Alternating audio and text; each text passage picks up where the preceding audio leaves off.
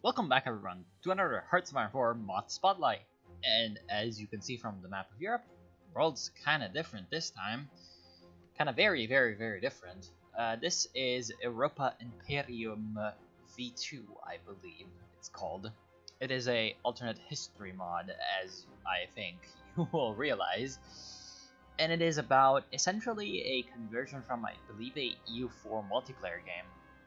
So it's kind of a dynamically formed world, I would guess, and it shows because it is quite strange to the naked eye, and it is also quite interesting.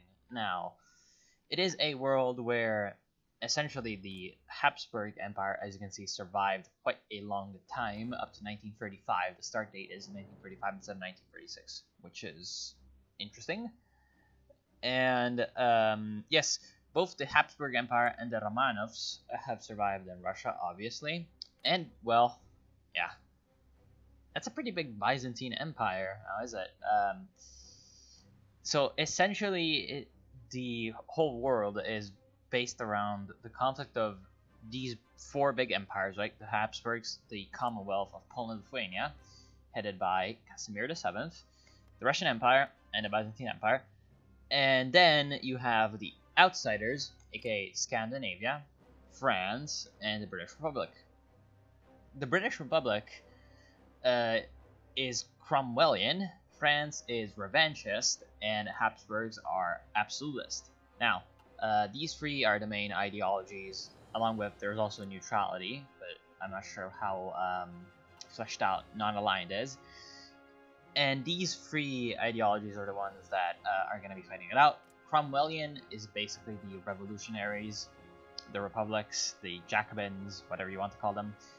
The revanchists are the fascists, and their main numbers are France, Russia, and Japan. Whereas the Cromwellians had mostly Scandinavia and the British Republic, as well as Australia down here and Mexico out here, who is a British colony. And then, obviously, the main absolutists are the Habsburgs, and they have a faction called the Coalition, which I'm guessing is going to include Iberia as well, soon enough, as Iberia is the other big absolutist guy. Iberia, interestingly, has the puppet of Canada. So, Europe is quite different. Germany is obviously not united. There's a couple of pretty big French breakaway states, Gascony, Provence, Burgundy. And then Belgium is under the control of, well, Flanders and Wallonia is under the control of the Habsburgs. There's also a kingdom of the Netherlands with some territory in modern-day Germany, Köln, the Rhineland. And also the Netherlands has a puppet in the Dutch East Indies. And there's also Hudson Land. This is essentially the eastern coast of the United States of America. I'm guessing that in this timeline it was the Dutch that colonized it. There's also New Caledonia, which is probably French, considering they're revanchist. Not sure entirely though. New Caledonia could be really anything. It could be Scotland. I don't know. It could be a Scottish colony, for all I know. The British Republic has some territory in America as well. And then on the west end is the Kingdom of the Pacifique, which is obviously pretty French. Now, I'm not sure if Hudson Land is supposed to be a dominion of the Netherlands, and because I don't have the DLC, it's not showing. But regardless, I'm guessing that these, in the later development of the mod, there's going to be some events aligning Hudson Land with the motherland of the Dutch Empire. Also, obviously, Cuba is still under control of Spain. And a lot of the islands in the Caribbean are still under Spanish influence. There's the Kingdom of Colombia, the Commonwealth of Peru, Argentina, and the Kingdom of Brazil. Now, the Kingdom of Brazil is absolutist and Argentina not aligned. Colombia absolutist, and the Commonwealth is obviously a Cromwellian state. So that's for the Americas. For Africa, we have a huge swath under the Byzantines, as maybe it used to be expected. Ethiopia is pretty much the same, except it also has control of Somaliland and Djibouti. Then there's the Bahmani Empire. I'll talk about that later.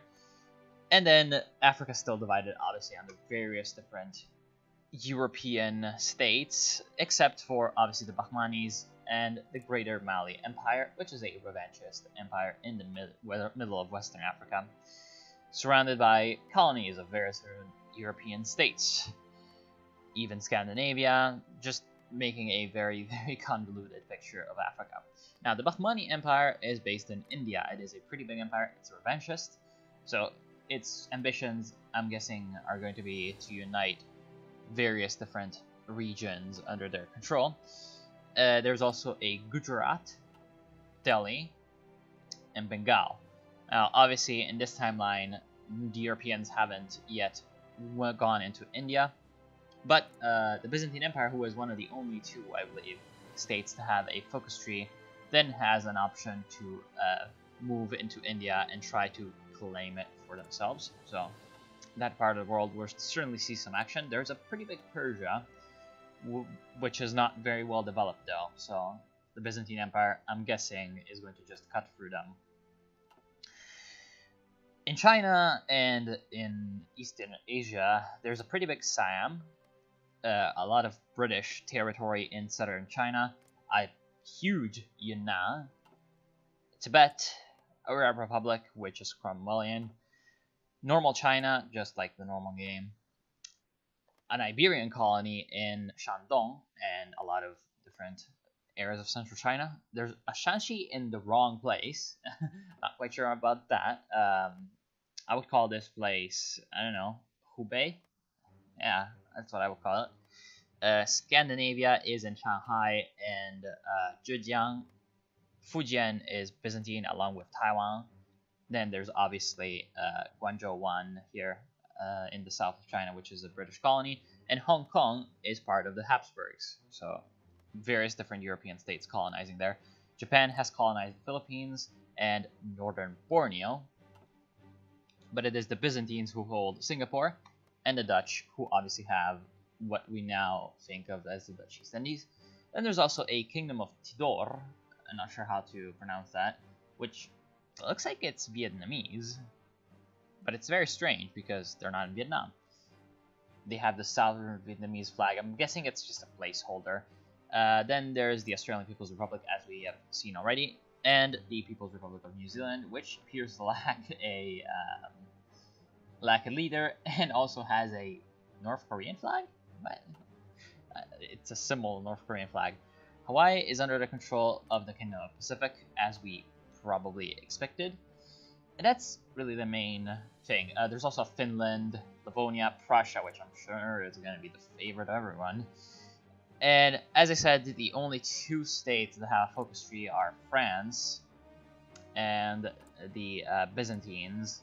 Not sure if anybody else does, but I looked at the Commonwealth, Russia, and the Hapsburgs, who I was guessing, oh, also Britain, who I was guessing were to be the other main protagonists of this timeline, and they don't have a focus tree, so I'm absolutely guessing that they are the only ones. Let me actually check in the mod page. I should have the mod page open right now. Let's see. No, it doesn't say. It doesn't say, but I like it. In general, it seems pretty fun. I'm going to try out a France game just to see how the mod plays out and what happens in it. So you can join me if you're interested in that. The link to the playthrough will be obviously in the top right of the corner of the screen right now. And I'll see you soon.